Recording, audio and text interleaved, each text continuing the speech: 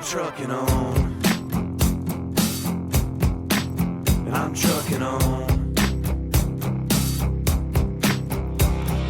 Move her on down the line.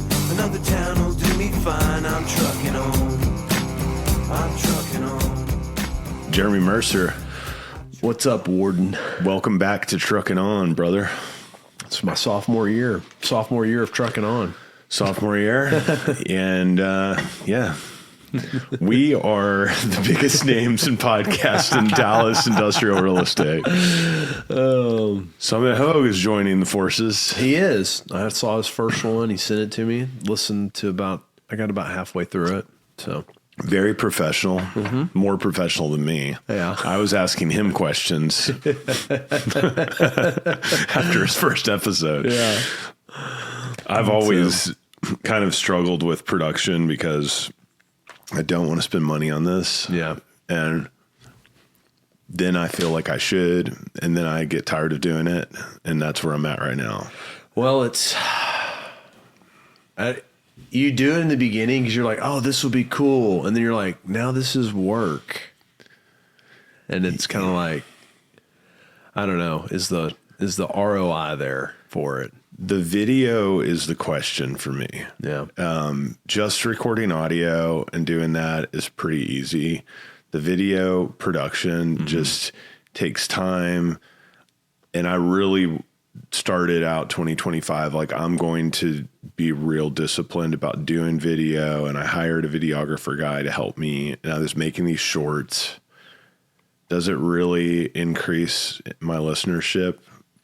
Nah, I don't know. I can't really tell. you know, I'm trying to think of what I'm really trying to get out of it, right? I've had some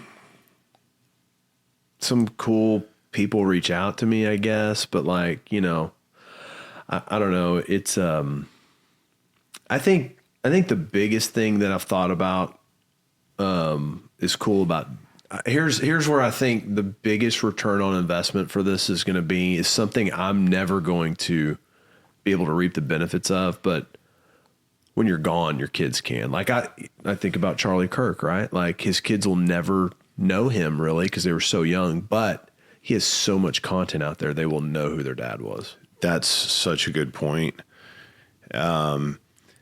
I've done 3 episodes with my best friend, and we do it every year. He was my first guest, Yeah. John, who I played in bands with. You know John. Yeah. And we're about to do the 4th round because it's about to be the 4th year. And we joke like we're just going to do this every year, and then we'll have a recording of ourselves shooting the shit once a year forever. So when we're hopefully very old, we can go, let's go listen to episode 3. Yeah. Remember when we were, and we always go on a trip to do it. And so that's kind of the same thing. Something that I get from your podcast, and I know people get from my podcast, is we help other people too. Yeah. Like I can go listen to your podcast and get in the loop on the Dallas market really fast. Yeah. And that's awesome. Yeah. Like, and that's not, I mean, does that benefit you? Kind of, because it's good vibes you're putting out. You're an expert in my mind because I know you are disciplined about keeping up with the market and you're putting this content out every week. And I know this is a place I can go. Yeah. So then when there's that time, you're raising money or like we want to go, like I need somebody to work on a deal with me that you're good at doing. Like I mean, would I have thought of you anyway? Yeah, but you're top of mind to me. Yeah. And I'm sure that goes for a lot of people. Yeah. And I've been told that, you know, it helped us get hired on a tenant account that because they know me. Yeah. Like, and they started listening to an industrial real estate report that I do like twice a year, and I'll send that to prospects, but I almost do it. I mean, it's cool because it's a good update, but then they'll start listening to all the other stuff. And then it's like, they feel like they're having a conversation with me every week. So I think that's good. And landlord relationships. I think it, I'll say It's a this. relationship builder. Yeah, it is. It's there was a group that I know. They own a bunch of buildings in Dallas, and it's just family owns them, and they had a property in Redbird coming up, and they called me and they're like, "Hey, we're going to interview Kyle at Mercer Company, and we're going to interview Matt Elliott." And then he was like, "So I just listened to your podcast with Matt Elliott, so I could know who he was before I, So it could work for both ways, right? Me and the guest on there. So it was interesting. Just hearing someone using that as a resource for that, and yeah, no, it's my biggest challenge, and we were just talking about this, is just the scheduling of people, like just getting people to commit to come doing it. Because I don't like, a lot of people do podcasts on like Zoom. Like I won't do that. Me neither. I never have. Yeah. I mean, I've been on someone else's podcast on Zoom, but I've never done an episode. Yeah. And I get asked all the time, "Hey, do a remote podcast?" No. Come to Dallas, we can do it. Yeah. Yeah, this is better. I've done a lot of solo episodes. Mm-hmm. You have Will, so you kind of do that. I also have another kind of reason behind this, which is to talk about mental health and sobriety and spirituality and that kind of stuff. And that is really, and it didn't start that way at all. Like that, it's kind of morphed into talking about that, and people that's in the 12-step program. The 12th step is to tell people about like how you got sober, basically. And that's like part of my work to keep me sober. It's like an accountability. This is podcast like my accountability partner, kind of. That's good. Because if I fall off the wagon, which I was drinking when I started the podcast, then I talk about that, and it's like I'm not going to hide it and pretend I'm sober if I'm not. Yeah. So if I contemplate drinking, which I do, and it's always just better for my life that I don't. Yeah. But I also know if I do drink, then I'm going to have to talk about it on the podcast. Yeah. It's like, then I'm going to have to explain myself to everybody. And that's just like, fuck that. So that's, I like to call that remember tomorrow. Right? Yeah. Like you're like, hey, if I do this, what are the implications for tomorrow? So I got to remember tomorrow today. Yeah, exactly. That's like the secret to my sobriety is create a Quentin Tarantino style movie in my head about where this is going to go. And it's dark, like a Tarantino movie. Wheels off. Fuck yeah. Yeah. And I mean, it's kind of fun to make it go as wheels off as possible. Yeah. And that's a good helper. Like, and yeah, and it can do that. And my drinking is just one of those things that I got away with a lot. I had a lot of lucky breaks. I was super wild, and it didn't completely destroy my life or anything. But today, with like fentanyl out there and things like that, like that's a big reason why I don't drink, is thinking like, I don't want to accidentally drop dead. Like it's just not like it used to be. Yeah. I'm not as young as I used to be. Yeah. My health has larger consequences than when I was 25. Anyway, like that all, think about, what is it? Think about tomorrow. Remember tomorrow. Remember tomorrow. Yeah. Yeah, dude. That's so true. So, one thing I thought about, I'm toying around with this idea for using our podcast equipment, but one of my podcasts of choice lately, and this has been Jeff and I's nerdness, is we're listening to quarterly earnings calls. Oh yeah, I've heard you talk about this. And I was like, I'd really like to get to the point where I could report on my company on a quarterly earnings call, even though I'm not publicly traded. But I host a public earnings call. That's quarterly earnings call. That's super cool. And I think it.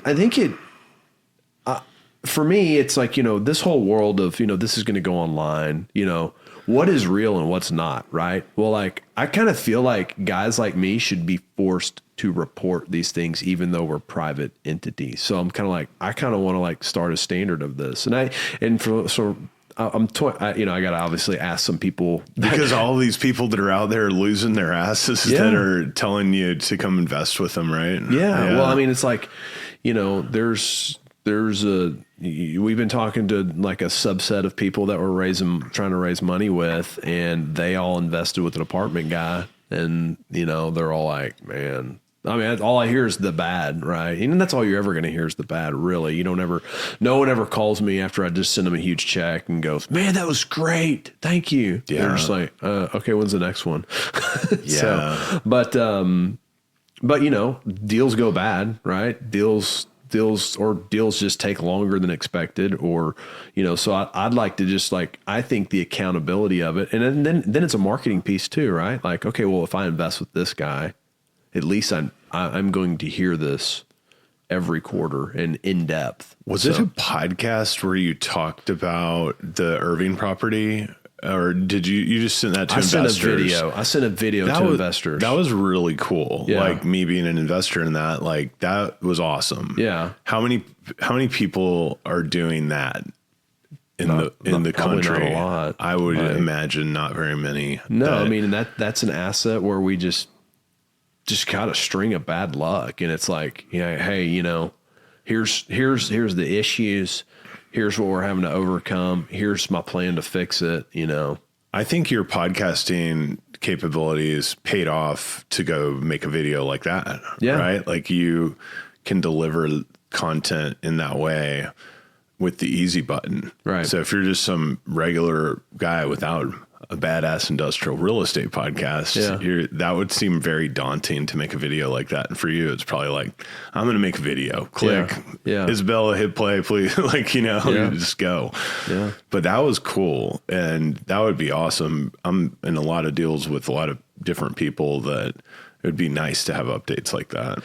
Well, I just think it'd be, I don't know. Obviously I got to talk to some of my larger equity partners if they're cool with me disclosing. And maybe it's just portfolio level stuff. And if people want property specific stuff, I can make those on a quarterly basis. But I just brought in a guy, to really tighten up my asset management side. Like I want to be geared to sell at any point in time, and so I just, I've been doing it, but I've just kind of grown past where I gotta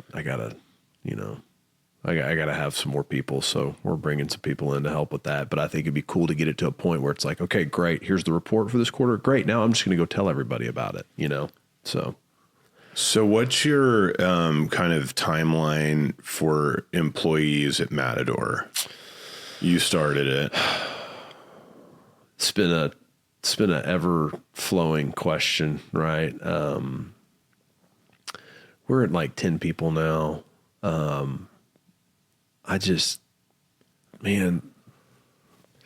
Was it Dave Ramsey says business is easy until people get involved? Yeah. I mean, I think I am, we're subbing out a lot of property management to Fort, who's now S2. And I don't want to property manage. It's just now we do manage. I'd say it's probably Fort, they probably have 30 to 40% of our assets, and so it's a balance of, I need revenue for the OpCo to fund employees, but at the same time, property management is just, it's a grind, man. And so props out to all the people that do that. It's a grind. It's a very thankless job, honestly. Is Chris Powers still at Fort now that S2 bought them?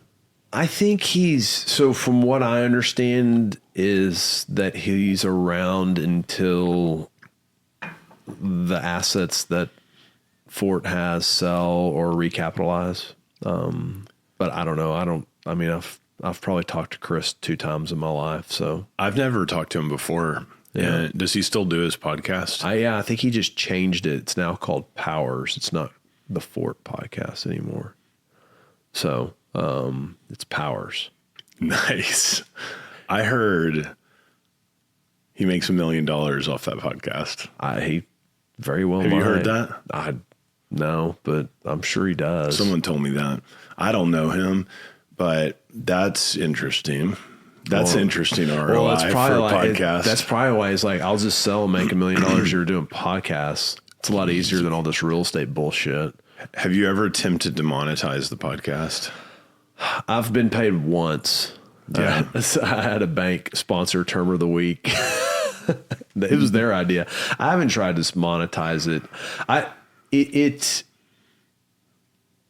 think once you do that, it becomes another job. It really becomes another job at that point. And, and you have to, your listeners have to listen to annoying commercials.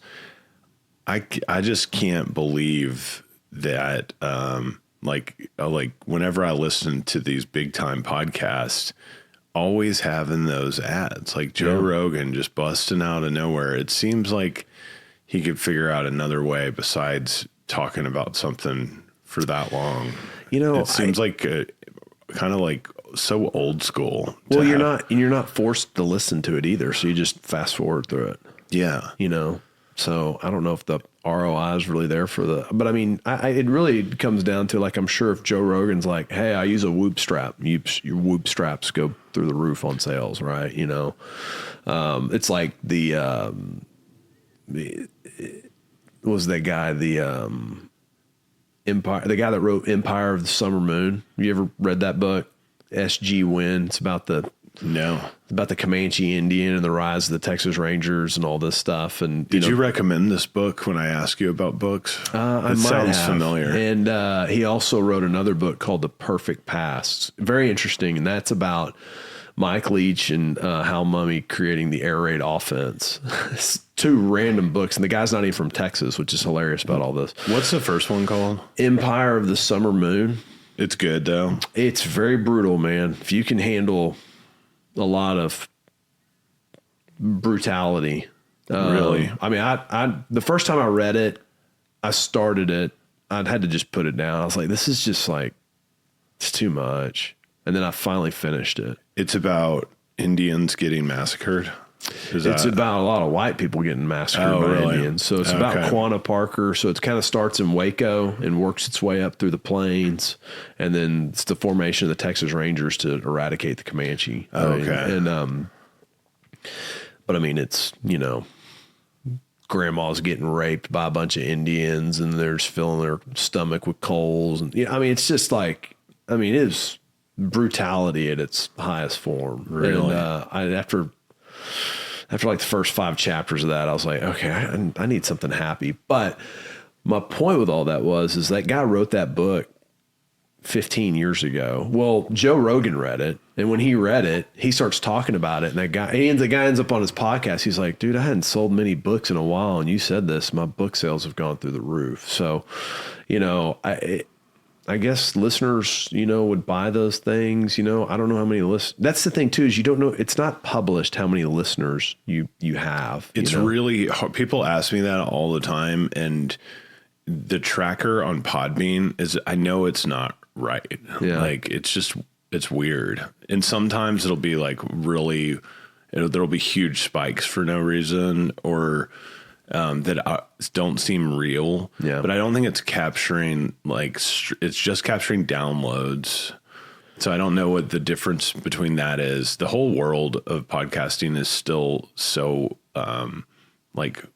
early stage, I think but it seems like technology's not. So you would think that it would be easier to have a good tracking system. I mean, but it's not public either, right? Like, I think it'd be interesting to kind of like publicly put out there, like how many listeners this thing really has, Yeah. Because that's what advertisers want to see. But I would assume you have to prove that up somehow. But I mean, back to Chris Powers, if he's making $1 million a year on that podcast, I kind of want to know how many listeners he has to get to $1 million, because I could potentially podcast for $1 million a year and work towards that. For sure. But for sure. So there's also podcasters that claim that they have like 100,000 listeners, and it's like a local group that has like 10 reviews on Spotify. And so only 10 5-star reviews, something like that, that, that doesn't add up to me. So there's some other kind of tracking device that's total bullshit that I think a lot of people quote.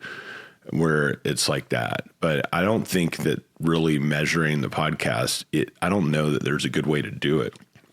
At least not on Podbean. I've been thinking about switching over to Spotify for podcasters because I feel like that I've heard that's better.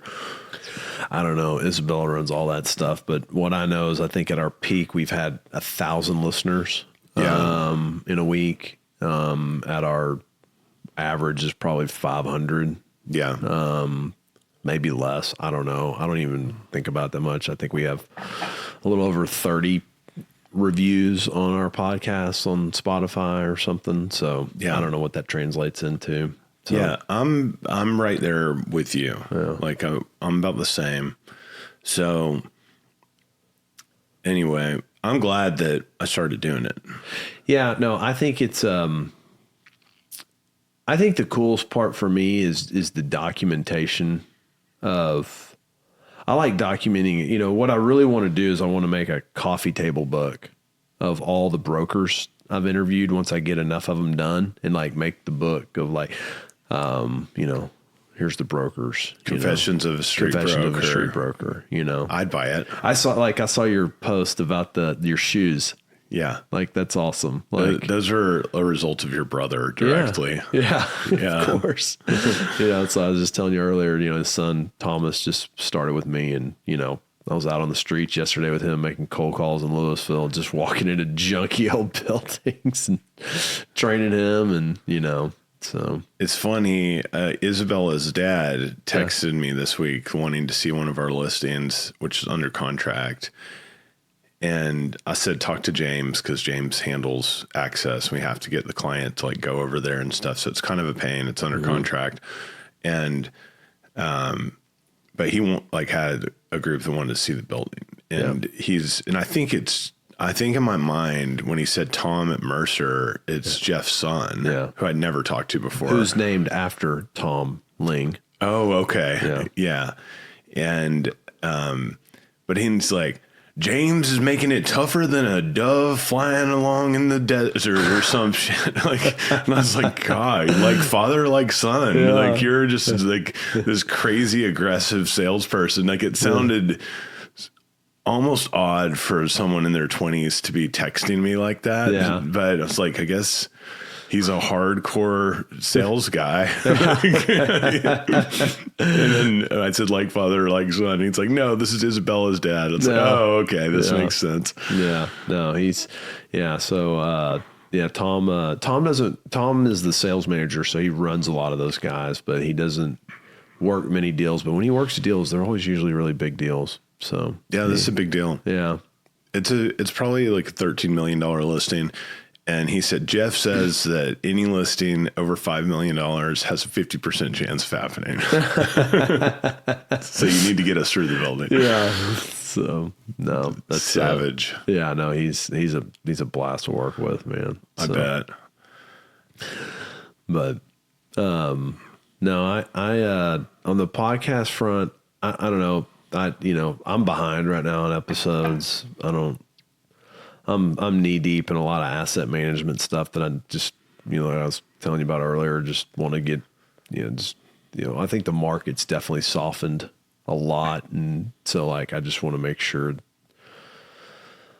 I don't want to look up in 6 months and say I didn't do everything possible to get a space leased or, and just be on top of it. So I don't know if you noticed this, but people are listening to random episodes because both of us have so many episodes at this point.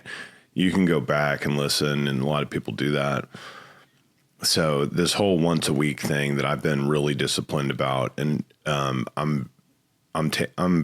feel like I need just a break. Yeah. So I feel like that's happening.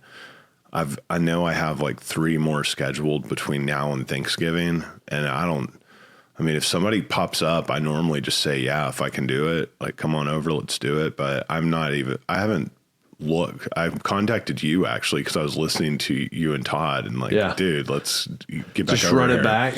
Let's catch up. Yeah. And I got Todd back over here too. I texted both y'all while I was listening to it, but I don't normally reach out to people. I might have lunch with someone or something. But back to the last thing on the podcast is this video. I don't know how important video is. Like I think people watch it, but I mean, what do you think? Do you think it matters? I think the issue is well, like for instance on Instagram, right? You can't put a link to your show in the description. Right. So they have to go to your bio to follow it. And it's like no one makes it that far because Instagram doesn't want you leaving their platform, right? Yeah. And we do our little retail segment we do, and Rob Franks, who does it with us, he started to create this little thing of him doing these top lists, and like those get like he did one of them, we got 1 million views on the reel. Oh yeah, I think I saw that. But it didn't lead to anything. Yeah. You know what I mean? I got some more Instagram followers. Cares? Like they don't care about what we're doing. Like Instagram doesn't drive commercial real estate people to me, right? Yeah. So now LinkedIn will let you do that. So, LinkedIn is more kind of where I think our world lives, but, yeah. So that's like, even so to that point, you get 1 million views on something, but like does it convert to anything? Yeah. So I don't know. It's funny. We did that retail one this week, and Isabella came in, all these notes prepared. She's like, "What do y'all want to get out of this podcast?" And I'm like, "I don't know, talk." I was like, "Oh no, this is getting real," because she's very, she's a machine. So she really likes driving the views on these things, and it's kind of her baby in a way. Honestly, I just get on a mic, but all the hard work she does. Yeah, so, man, she's helped me a lot. Yeah. She's been an incredible resource. Yeah. So it's when Summit was like, "Hey, I need your equipment list." I was like, "Bella, get Summit the equipment list." Yeah. So how many people have asked for it? I probably like three to five, somewhere in there like that. So she lines Conrad. I forgot about Conrad. Yeah. He's in our group. Yeah. So I just did we did like I guess they made it a podcast where he and I interviewed Jack Fraker at the Texas Tech Real Estate Conference, which is cool. There's about 300 people in the room, and so we just kind of volleyed questions back and forth to Jack Fraker, and that's cool. Interesting. In Lubbock. So, yeah. I went out there last year with Philip Lang. Yeah. And that's such a cool school. They are really doing a great job of trying to become something other than just the person that went there because they didn't get into Texas or A&M. We're trying to really, we're trying to claim our identity, I think. And Jared Harrell, who runs the real estate department, he's done a wonderful job of really. He's such a good guy. Yeah, he really is, man. He's a solid dude. I talk to him at least once a month, and he's always doing great things and always accessible, and it was fun. I took my son on a camp. We went to a game a couple weeks ago and took him on a campus tour, and I texted Jared, and so we went over to the Rawls College of Business and took him through there. And is he going to go there? How old's your son? He's a junior. Oh, okay. So I think there's pretty good shot. He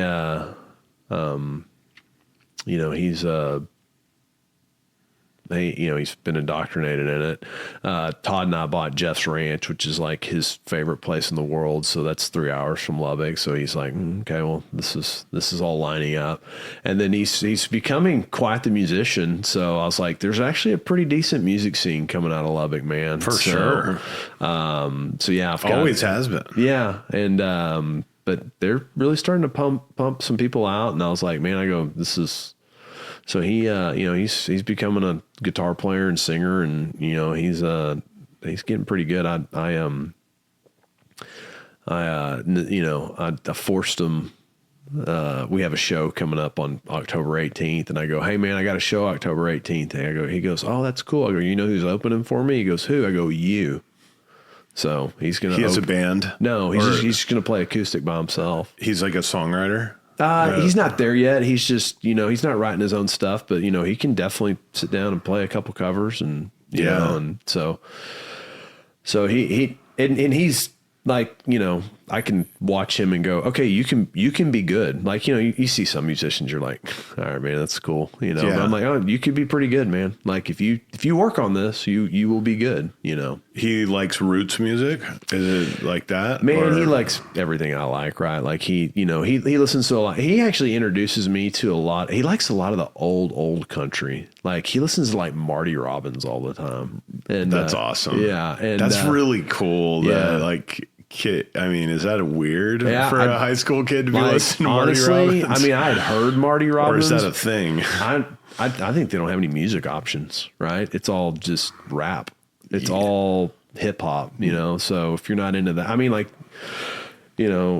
he's really into Pantera too. I mean, he is sitting there every night trying to learn how to play the Flood solo and working on those things. But then he crosses right over into, hey, I'm going to play this Coulter Wall song, so he's all over and then he's like, hey, I'm going to play some STP, so he's it sounds like he's got great taste in music. Yeah, no, I influenced him. Raised him right. Yeah, raised him right. Let's go. So, he loves Van Halen and all that stuff. And my daughter, I'm trying to force her more into music. She's a phenomenal piano player, but she's an incredible artist. Like she is really good at art, like painting, drawing, like you name it. Like she's good. Is your wife creative? No. Yeah. I used to be able to draw and stuff like that. I think this is all coming from my side. But she's really good at that. So I'm just trying to push them in that side of things as much as possible. And, my son had he loves playing football, but man, he had a pretty big setback. He retore his ACL for a second time. Yeah. So that's pretty devastating. So he's not playing right now. He's watching all of his buddies play and, he wants to come back and play next year. And I was just like, hey man, this is your decision. You do not have to do this, but, so that really forced him for a lot of music to happen. So, in a way it could have been, the time needed to develop that gift. And so, I mean, after surgery, all he did was play guitar all day. That's when I learned how to become a musician is when my shoulder ended my football career. Yeah. Like, okay, now I'm going to do this. But I was already kind of doing it, but I poured myself into learning how to play bass after that. I had all that free time. It's exactly what I did. Like as soon as my ankle disintegrated, I was like, okay, I've kind of played guitar. Now I'm really going to play guitar. And by the way, looking back, music's cooler than football. Oh, it is. Well, and you can you still do it today. That's right. I mean? It's not going to cripple you when you're 50 years old. No. So, for my son, he's not going to be big enough to play college. I think if my son was, he's going to be 5'9", 5'10". He's an inside linebacker. He's a phenomenal linebacker. He is really, when I look at him play, I'm like, man, you got that. Like, I mean, he wants to kill somebody and like, there's no hesitation with him. But he's not gonna be big enough. And like to not go play big time college football. I just don't know that he's not that passionate about it. You got to be really passionate about it to go play Division II or something like that. And I was like, man, just go to school, have fun, and play music. Yeah, dude. It'll yield a lot other things that you're probably looking for from football that won't give you. Exactly. So, but yeah, no, it's fun to be able to, we built the studio at our house. It's fun to be able to, like last night I was out there. He's like, hey, he's finalizing his set and just walk out there. And he's like, hey, I want to play this song. I'm like, okay, cool. When did he start taking guitar lessons? He's never taken guitar lessons. Really? But I mean, he picked it up. Dude, he can finger pick better than I can. So, did he start playing in high school or was he playing when he was in elementary school? Man, I'm trying to think. When did he really, he started playing just a little bit in junior high and then I got him into it like kind of his freshman year. you know. That's good because Yeah. my kids are 7 and 11, and they don't really. They love music. They listen to it all the time. My son loves techno music. Yeah. My daughter loves pop music, and they're super passionate about it. But playing music, they have no interest, and I'm kind of like, I don't want to force them to do it, but I'm hopeful. Like, you use this love for music and learn how to create music, because your little brains will learn a lot easier now than later. Yeah. And I didn't start until I was 17, you know? Yeah.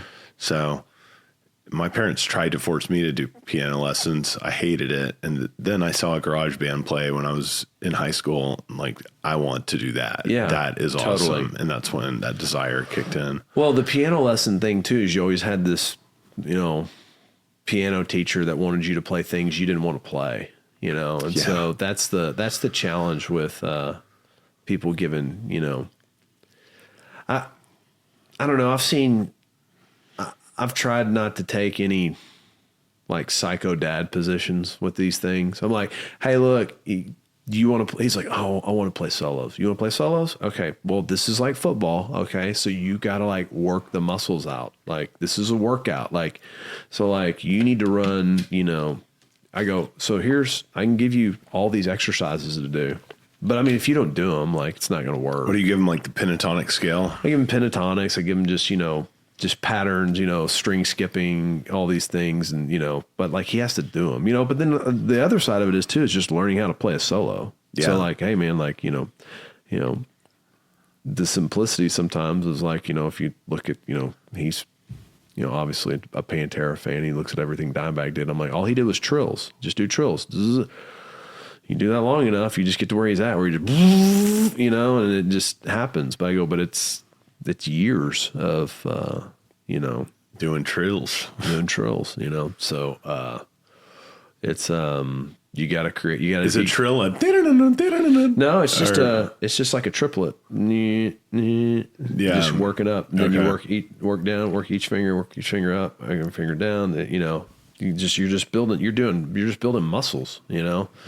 To get your fingers to move that fast. I don't, you know, I kind of got to a point where I didn't, you know, I stuck more in the kind of blues rock soloing scheme. So I didn't need all that, you know, so I just, I can do a little of it, but I don't need, you know, the complete shred that, you know, some people can do. How often are you guys playing?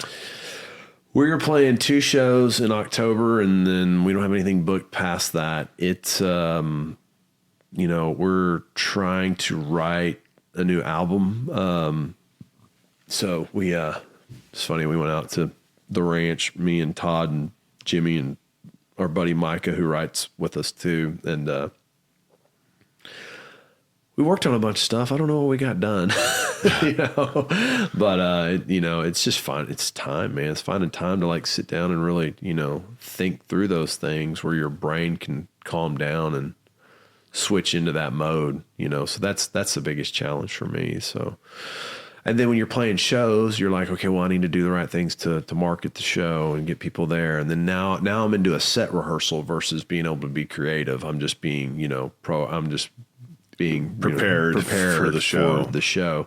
So, you know, that's with the limited amount of time you have, the time to work on creative things gets pushed to that. So, you know, and then it's, so it's, you know, hey, if we didn't have to work, you could probably just do it all day long. And I just quit guitar lessons yesterday. Yeah. You quit? I quit.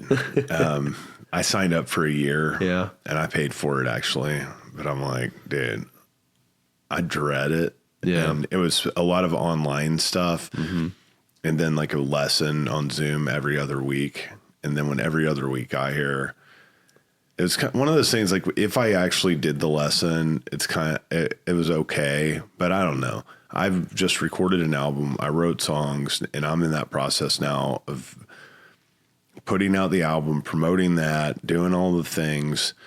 And I thought about forming a band because I really have an itch to play some shows again after taking a pretty long hiatus.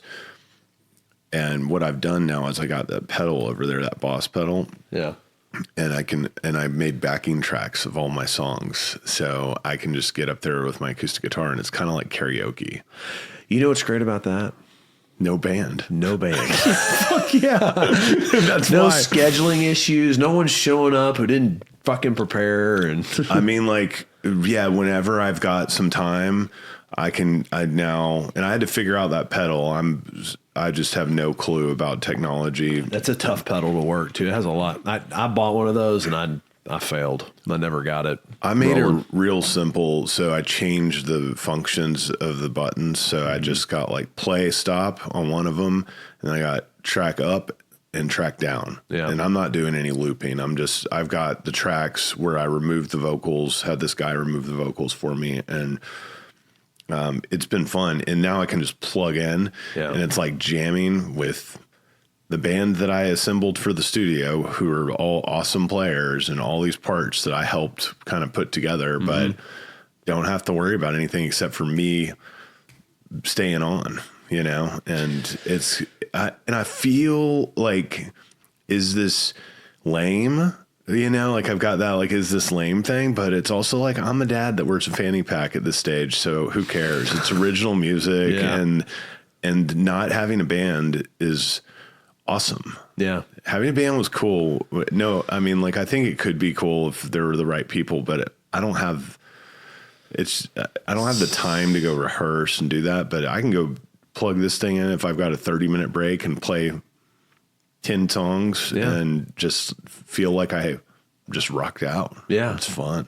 Well, that's what, it's like I was saying earlier, bands are easy till people get involved. That's the challenge. I don't know. It's doing original music with people it's very emotional. It's very, I don't know. I kind of like the idea of a band as from a dictatorship position to a degree. This is like a solo dictatorship monarchy. Yeah. And So working on that. And let's wrap this interview up with the real estate business. What's happening in the world of private equity. And I mean, how many deals do you own now? I don't know. We're like 1.3 million feet. We're, I don't know how many buildings that is, probably a little over 30-ish projects, some are multi-tenant. When did you start? 21. Yeah. Yeah. So 4 years. Yeah. Really my favorite, the where we end up a lot right now is our credit side. It's just doing those deals, and that's just a lot simpler, And that's if someone needs money. Yeah. And you have investors that give you money. You select some person that needs quick cash and don't want to have to go to the bank, and they'll pay you an elevated interest rate. So it's really it's hard money lending for commercial real estate. That's simplicity. I mean, you can call it private credit or debt fund or structured finance. Those are all, cool terms, but it's just hard money lending, So it's instead of a house flipper needing money to flip a house, it's a retail developer that has a pad under contract and, has a lease signed with, XYZ tenant and hey, I need a couple $1,000,000 to do this. Y'all fund it and I'll pay you this, and then we'll flip out of it and move on to the next one. So we'll sometimes just, sometimes they will have a bank loan in front of us. And so we have a product for that, I guess. And then sometimes we're just the full stack on it. So, which then we're using a bank behind it.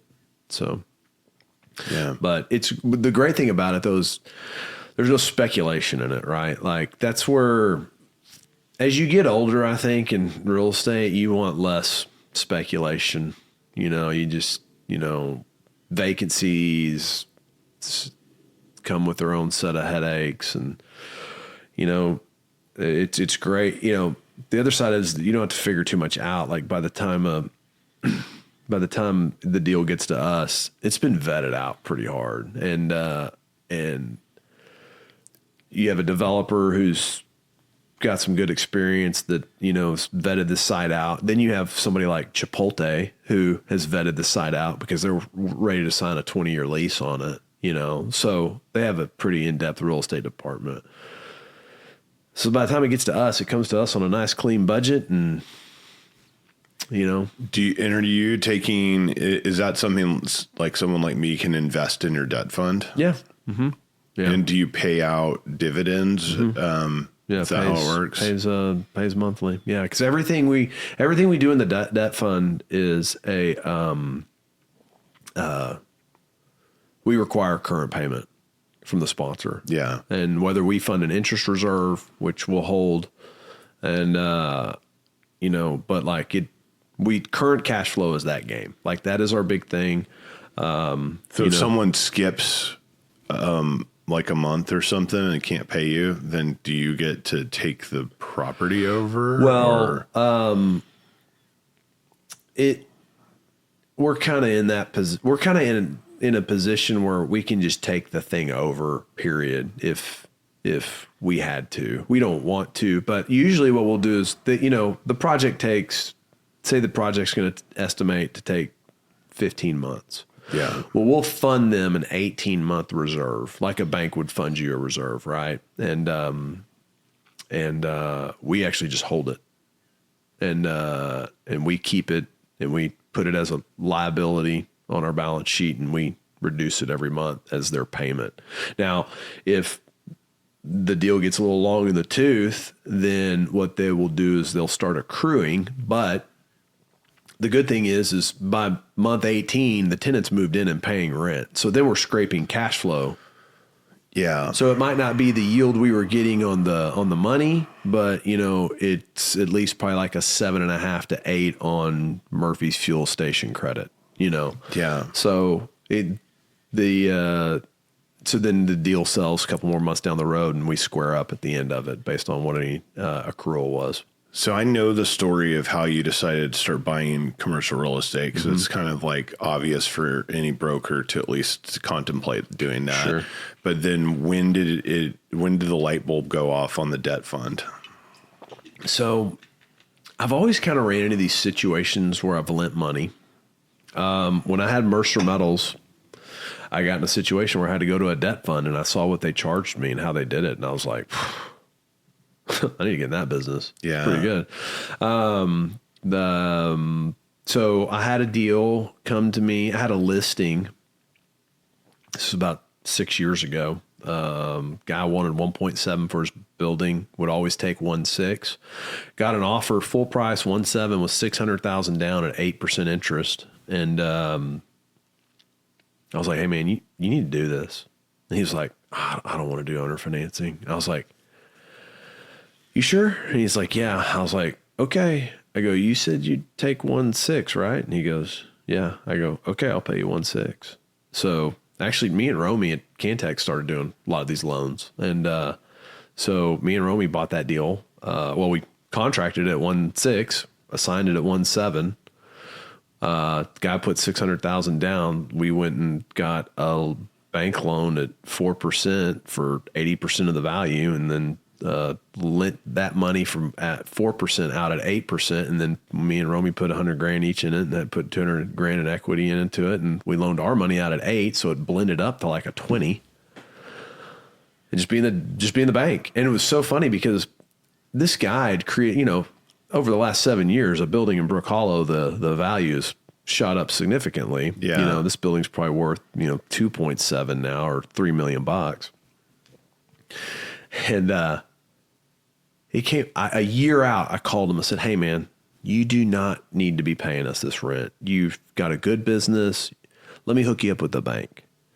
I got him a bank with a loan in the low 6s. And man, he just couldn't get his paperwork together for a year. So the fund took him out, took me and Romy out. And now the loan's still in my fund now. And I renewed him at 12%. Because you're just like, he would rather pay the higher interest than deal with the bank. Yeah. Or just get your shit together. I was like, hey man, I'll help you get a bookkeeper. And I called Will about buying this house. Did Yeah. he tell you? Yeah. Because for me to go get a bank loan, and I'm sure for you, it's probably similar if you're looking to, I mean, I don't know, you're in the business of Yeah, I getting get all a these lot of bank loans, loans, so. so it's different. I don't. And the way that they comb through like every K1 on every deal that I'm in for like the last 3 years. Yeah. And they're like asking for the Boys Named Sue K1 from 2021. I Like believe it. it's $50. Like, Yeah. what do you fucking care? Yeah. And you know, my cousin Logan. Yeah. Yeah. So he's my accountant now. And I mean, Logan should have got, paid $100,000 For doing the loan on this getting deal. my loan handled. Cause I just like, I can't, because I was at that point where I knew what was coming and how much paperwork is involved to go get a loan. And it's so ridiculous. So yeah, that makes sense. Yeah. That's interesting, man. That's really cool. So yeah, so I just got to the point. I want to where invest. I want to invest in the debt fund. Okay. Well, Yeah, call Isabella. I will. But yeah, so then me and Romy did another loan on a guy that needed working capital for his business and had equity in his real estate. We did that deal, exited that. And then just kind of, I was like, man, there's a need for this out there. There's a need for this money. And then we started getting into cutting pref checks for retail deals. And, so we've cycled a bunch of those, but we did a loan we did an $8.3 million loan last week for a guy down in Waco on a big box deal but fully leased up, ready to go. Just the guy built it to a 19. So I'm like, if we have to sit in this thing, I don't care. Like, Yeah. clip that kind of yield on something. It was a big box industrial building It was that got big box built. retail. And Oh, then retail. he leased it to Jump Zone and then another like go-kart tenant, for like a thing. So he's leased up and but our whole game with these guys is they're going to get it done and we're going to sell it. Like, so there's not a bunch of tax advantages, to it because it's just in and out so quick, but like it's a clip, it's a good clip of money every time. So, and it's, What are the returns you pay on it? Is it fixed or does it vary? it varies just based Yeah. on, like we've been paying, right around 10% annually right now. Yeah. But we had $3 million sitting in the bank at the time, not working. Now we've got that $3 million out. We're fully allocated out right now.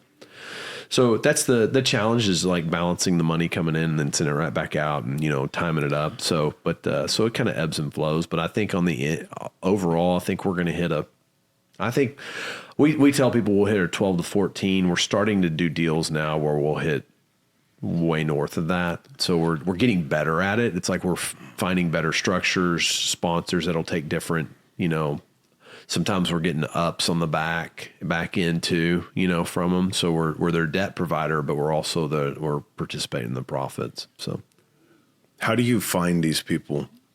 Who's finding them? Do you hire somebody to we go go to track it ICSC. down?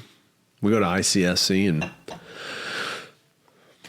You just go find go developers. find developers. Go, hey man, we got money. Like, the $8.3 million loan, we funded that guy. We're fixing to do another $4 million loan for him. We met him at ICSC. Yeah. A lot of debt brokers now come to us on these deals. They're a good resource. They're always looking to place, and it's they're pretty easy, we're pretty easy to deal with, versus, we get it. We're real estate operators. We understand what you're doing. You're lean. You can assess a deal quickly and make a decision. Yeah. Boom. So, and, it's, the great thing about it, like on the retail side is, a Chipotle box is a Chipotle box pretty much anywhere. Right. So I can call Northmark and, hey, will you send me all the comps on Chipotles? And, in 10 minutes, here you go. Oh, they're all trading at 5.25. What's he building to? Oh, he's building to 7.5 yield on cost. Okay. Tons of spread. Yeah. We'll do this deal. So Are you doing them just in Texas? no, we're all over the place. Really? So All over the country? Mm-hmm. Yeah. except California, we just stay out of there because I don't want a developer to get an issue on a permitting situation. It's just, so we stay out of California, but we've got, a deal in Las Vegas right now. We're fixed to do another deal in Las Vegas. We've got a, do a deal in Montgomery, Alabama. We got a deal in Georgia right now. We just did a 3-pad site in Charleston, South Carolina. So, we exited a deal out of Boston. So, yeah, How much time are you spending on that versus finding new real estate deals right now? it doesn't take that much time. That's the great thing about it. Like when someone brings us an industrial deal, like it's just a big glob of shit, right? It's like, hey, here's this shit. And there's a diamond in there if you wade through all this, but you got to do all that. And then you got to do all that same underwriting that you're getting handed on a silver platter on the other deals. So, but when a developer wants money from me, it's like, hey, here's my budget, here's my pro forma, here's my comps, here's. Okay, cool. We'll back check your comps. But, to my point earlier, the developers has vetted it.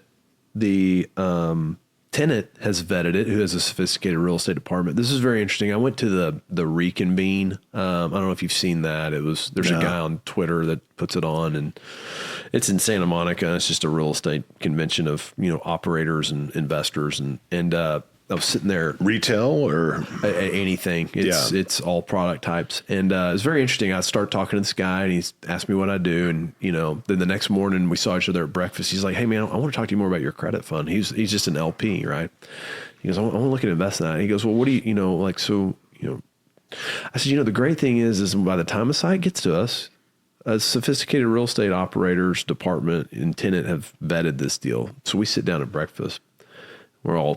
Everybody's kind of introducing themselves and all that stuff. And the guy next to me, I go, hey, man, so what do you do? He goes, well, I'm the real estate director over everything for Dave's Hot Chicken.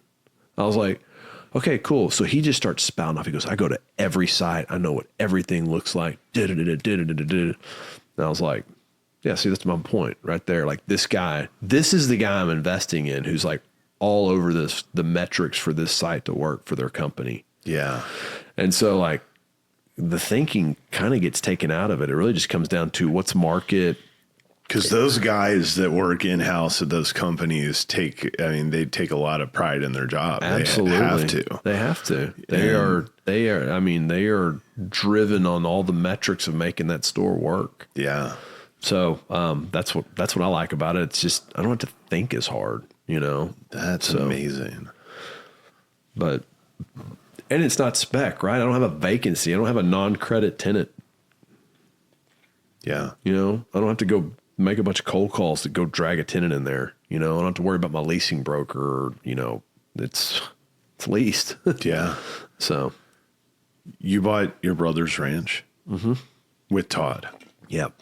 Where is it? It's in Graham. It's in Graham. Oh, in Graham. Okay. So Jeff has a house in Graham, and his house is on like 80 acres, and he had the ranch. He's had the ranch for 20 years. And, it just kind of got forgotten, right? Like I would go out there, but then his house was so nice. We'd always just go to the house, right? But he was like, hey, I'm going to sell it. And I was like, no, don't sell it. And it's funny. We were on the podcast one time, and we always kind of open with like, hey, here's a building, we need to get leased up or something. Jeff's like, well, I need to sell my ranch. And well, Todd heard that. We had Todd's bachelor party out at the ranch, and Todd was like, hey, man, he calls me. He goes, why don't we buy that? And it's like, I wanted to buy it, but like, I didn't want the full responsibility of it. And so when Todd called me, I was like, oh, hell yeah, this is perfect. So, yeah. So yeah, we bought it in January, man. And we're dumping a bunch of money into it and getting it, managed up and, put a bunch of new feeders out there. We've done a bunch of dozer work. We're going to, it has this little cabin on it right now, which is great, but we're going to build an additional barn-dominium on it. And barn-dominium. Yeah. So that's awesome, dude. So yeah, it's fun. So, my dad and mom just sold our ranch that I grew up going to. Yeah. And I'm just not a rancher. I'm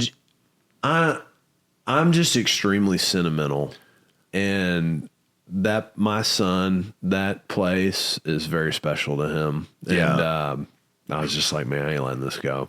So it's sad. It closes on Friday, and we just went down. You see all these boxes here. Like we just went down and got it all. I tried to get my dad to just like peel off 100 acres or something and keep the house. Yeah. And it's 2,000 acres. Oh but my like gosh. having a 2,000 acre ranch is just something like I can't do that. No. But he didn't want to piece it off. And I mean, it is what it is. Like I'm not taking that on, and nor could I, like, if he's going to sell it, like it's a lot. That's 2,000 acres is a ton to manage. Yeah, it's a ton, man. But yeah, the sentimental side, it is sad. I mean, I know, like, it's sad for them. We've had it for 40 years. Yeah. So, but I'll have to go visit your ranch sometime. Yeah. T-Hub. You should. We should have a jamboree out there. Yeah. That's where we had our riding sesh the other day. Just went out to the ranch and. I'll bring my pedal. There you go. Which is my band. Yeah. That's what Jeff always wanted us to like set up and like play a concert there, just because the house is on, like, I call it like a Texas mountain, you know. So the house is up on this hill and we have a big porch. And he's like, maybe, and they have a little fire pit down below. He's like, maybe fun if we play like a full on concert. So like, I want to get it set up there where I have like all my music stuff just sitting there too, if I need to like just go plug in and jam there. So yeah. Right on, dude. Well, thanks for stopping by. Absolutely. We're at 1 hour on the dot. Let's do it. That's good. Let's close it on out. Yeah. Thanks for stopping by and trucking on. Awesome. Thanks, Peace. boys.